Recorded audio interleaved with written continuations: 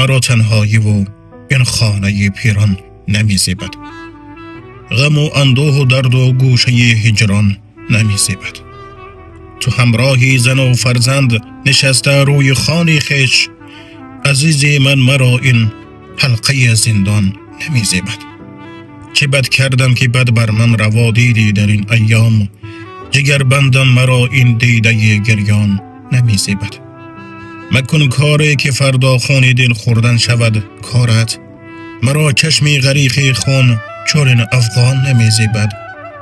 تو خشمی کردگارت را میاور با چنین کارت، به فردا پیش معبودت تنی لرزان نمیزیبد.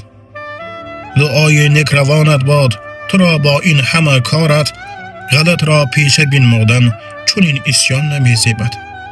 شنو پندی منی اقبال که تا قدری پدردانی، جوانی نازنین هستی بری شیطان نمیزیبد. مرا تنهایی و این خانه پیران نمیزیبد. غم و اندوه و درد و گوشه هجران نمیزیبد.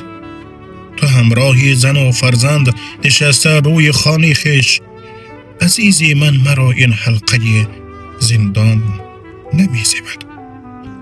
واقعا خیلی که برادری ما محمد اقبال رسی قید کردن.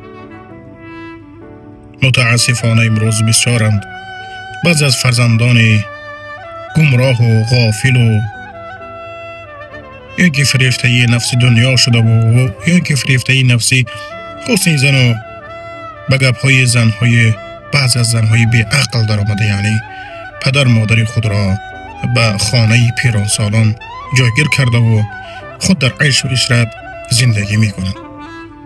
ای برادرم، حالا که اگر پدر و مادر تو زنده باشند و اگر بی عقلی کرده و گمراهی کرده و غافلی کرده و پدر مادر را به خانه پیران سالان برده باشی، حالا هم وقت اگر داری رو اونها را به خانه خود بیار و دست دای اونها را بگیر. چون اگر امروز با آنها وقت جدا نکنی، فردا وقت را از آنها جدا می کند.